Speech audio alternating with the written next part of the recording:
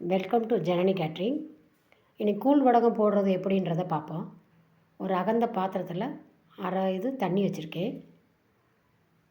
இதுக்கு நம்ம இதனுடன் ஜீரகம்,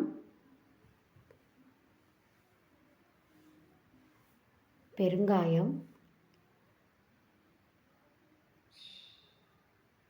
ஜீரகம் பெருங்காயம் கலந்துருக்கனால சின்ன பிள்ளைங்களுக்கு தாராளமாக கொடுக்கலாம். தேவையான அளவு உப்பை சேர்த்துக்கலாம். நம்ம இதுக்கு மினிமமாக தான் உப்பு போடணும்.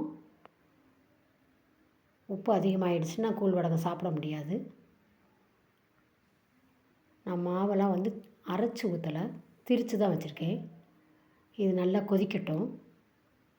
அதுக்குள்ளேயும் நம்ம மாவை தோசை பதத்தில் கரைச்சி வச்சு ரெடி பண்ணிக்கலாம். தண்ணி நல்லா கொதிச்சிருச்சு. இப்போ நான் மாவை கரைச்சி வச்சுருக்கேன். இதை நம்ம இதனுடன் ஆட் பண்ணிடலாம்.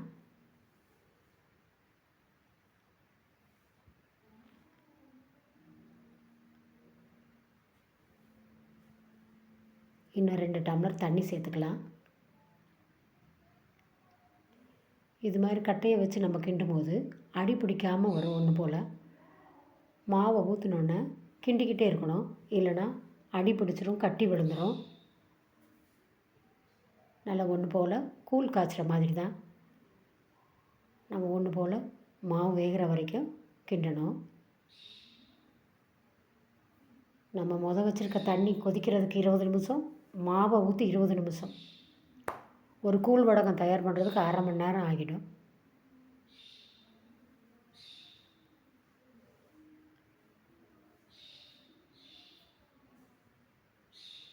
இன்னும் வேகலை. நல்லா ஒன்று போல் கரைச்சி விட்டுக்கிட்டே இருங்க, அடி பிடிக்காமல்.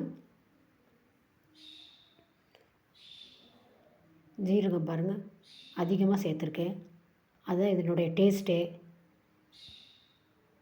ஜீரகம் பெருங்காயம் இருக்கிறனால நல்லாயிருக்கும்.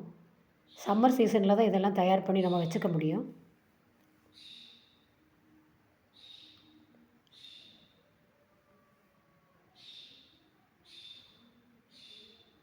அடி பிடிக்காமல் கிண்டிக்கிட்டே இருந்தீங்கன்னா மாவு வெந்து வந்துடும்.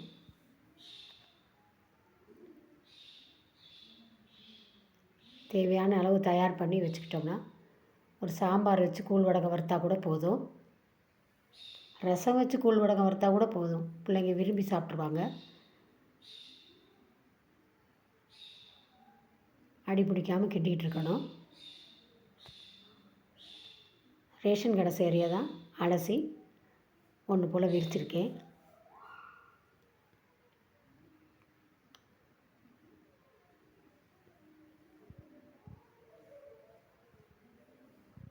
நல்லா வெந்த பிறகு 2 பாத்திரத்தில் உடனே மாற்றிட்டேன். ஏன்னா மாற்றலைன்னா இப்படி அடி பிடிச்சிரும்.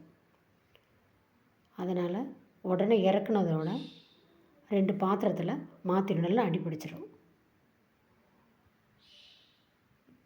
இப்போ கிண்டி விட தண்ணியாக இருக்கிற மாதிரி இருக்கும். ஆனால் நம்ம கிண்டி ஊற்றும் போது ஒன்று போல் வந்துடும். ஒவ்வொருத்தர் டீஸ்பூனில் ஊற்றுவாங்க, நான் கரண்டியில் தான் இன்றைக்கி ஊற்ற போகிறேன். இப்படி கிண்டி ஊற்றும் போது ஆற நமக்கு நல்லா கட்டியாக இருக்கும்.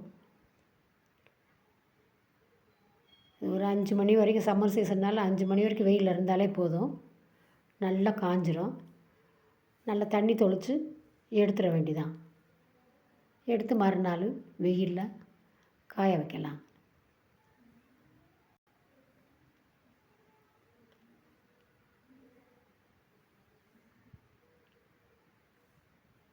இது கோதுமை மாவில் போட்டது.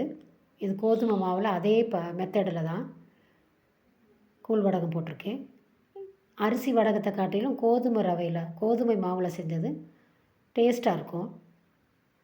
இது காய வச்சு எடுத்து வச்சுருக்கேன். தண்ணி தொளித்து எடுத்து வச்சுருக்கேன். இதை நல்லா வெயிலில் திரும்ப காய வச்சு நம்ம சேவ் பண்ணி வச்சுக்கலாம். இந்த மெத்தடு பிடிச்சிருந்துன்னா ஜனனி கேட்ரிங் சப்ஸ்கிரைப் பண்ணுங்கள், லைக் பண்ணுங்கள், மறக்காமல் ஷேர் பண்ணுங்கள். நன்றி.